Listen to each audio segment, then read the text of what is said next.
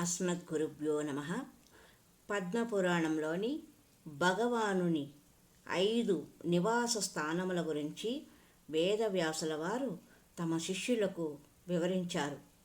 మాతాపితరులను పూజించడము, పతిని సేవించడము, సమస్త జనులయందు సమత్వ బుద్ధి కలిగి ఉండడము, మిత్రద్రోహానికి పాల్పడకుండడము, విష్ణుదేవిని యందు భక్తి కలిగి ఉండడము అన్న 5 మాటలకు 5 మహాయజ్ఞాలు అని చెప్పబడతారు.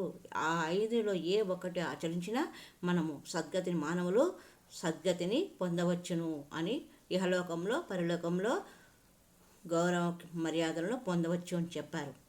అలా చెబుతూ, బ్రాహ్మణులారా, ప్రప్రథమంలో మాతాపితలను సేవించి మానవుడు ఏ ధర్మాన్ని సాధించుకున్నవాడు కాగలడో ఆ ధర్మాన్ని భూమి మీద 100ల కొలది యజ్ఞాలు, తీర్థయాత్రలు చేసి కూడా అతడు పొందలేడు. తండ్రియే ధర్మము, తండ్రియే స్వర్గము, తండ్రియే సర్వోత్కృష్టమైన తపస్వరూపము. అతడు ప్రసన్నుడు అయితే దేవతలు అందరూ ప్రసన్నులవుతారు. తమ సేవల చేతను, సద్గుణ సంపద చేతను నిరంతరము తన మాతాపితలను సంతోషపెట్టే తనయుడు దినదినము గంగా నది స్నానము మహాపుణ్య ఫలాన్ని పొందుతాడు. సర్వతీర్థ స్వరూపిణి తల్లి, సమస్త దేవతా స్వరూపుడు తండ్రి. కాబట్టి నిత్యము ప్రయత్నపూర్వకంగా మానవుడు తన మాతాపితలను పూజించుకుంటూ ఉండాలి.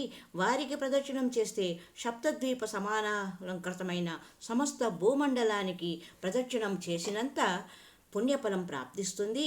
హస్తాలు, మస్తకము, మోకాళ్ళను నేలను అంటే విధంగా వంగి మాతాపితరులకు ప్రణమిల్లే కుమారునకు అక్షయమైన స్వర్గము, సౌఖ్యము సిద్ధిస్తుంది. మాతాపితరుల యొక్క చరణధూళి ఎంతవరకు వడలిని అంటుకొని ఉంటుందో అంతవరకు మానవుడు పవిత్రుడుగా ఉంటాడు. వారి పాదోదకమును సేవించిన కుమారుని యొక్క అనేక కోటి జన్మ కథాలైన పాపాలు అన్నీ తత్కాలమందే నశించిపోతాయి. అట్టి మానవుడు ధన్యజన్ముడు అవుతాడు. మాతాపితరుల ఆజ్ఞలను తిరస్కరించే మానవుడు పరమనీచుడు. అట్టివాడు మహాప్రళయకాలం వచ్చే వరకు నరక అగ్నిలో మ్రగ్గుతూ ఉంటాడు అని పంచమహాయజ్ఞాలకు సంబంధించిన శ్లోకానికి వివరణను ఇవ్వడము జరిగినది. పద్మపురాణంలో సృష్టిఖండంలో చెప్పబడిన మరి ఒక శ్లోకం గురించి మరి ఒక సందర్భంలో తెలుసుకుందాం.